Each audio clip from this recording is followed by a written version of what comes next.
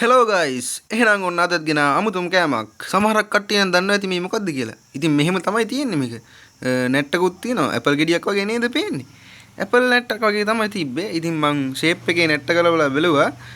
net එක ගලවලා එකපාරක් හැපුවා විතරයි ඒක net එකට දාලා තිබ්බේ කරාබු net එකක්. මේ බලන්නකෝ ඉතින්.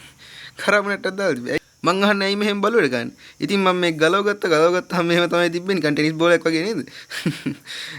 ඉතින් ඔහොම තමයි තිබ්බේ. ඉතින් මං ෂේප් එකේ පළවෙනි කට කාලා බැලුවා. පළවෙනි කට ඉතාමත් රසවත් කියන්නේ නිකන් මට ඇත්තටම මේ කේක් කියන්නේ නෙමෙයි නිකන් මැටි ගුලියක් කියන්නේ රහට හැපෙනවා සුපිරියට තිබ්බා. ඉතින් මං ඔහොම දෙවෙනි කටයි තුන්වෙනි කටයි ෂේප් එක කාගෙන ගියා. ඉතින් මේක හරිම රහයි.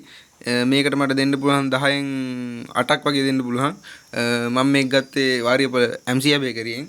ඉතින් මම මේකට වියදම් කරා රුපියල් 100ක්. එච්චරයි ඉතින් කියන්න තියෙන්නේ. ඔයාලත් ගිහිල්ලා යන වෙලාව කාලා බලන්න. ගොඩක් කට්ටිය නම් කාලා ඇති. කාලා නැති කට්ටියත් ඇති. කාලා නැති කට්ටිය අනිවාර්යෙන් කාලා බලන්න. පොඩි කාලේ කාපු කට්ටියත් ඇති. ඉතින් මේකේ නම ඇපල් කේක්. එහෙනම් එච්චරයි. අපි ගියා බයි.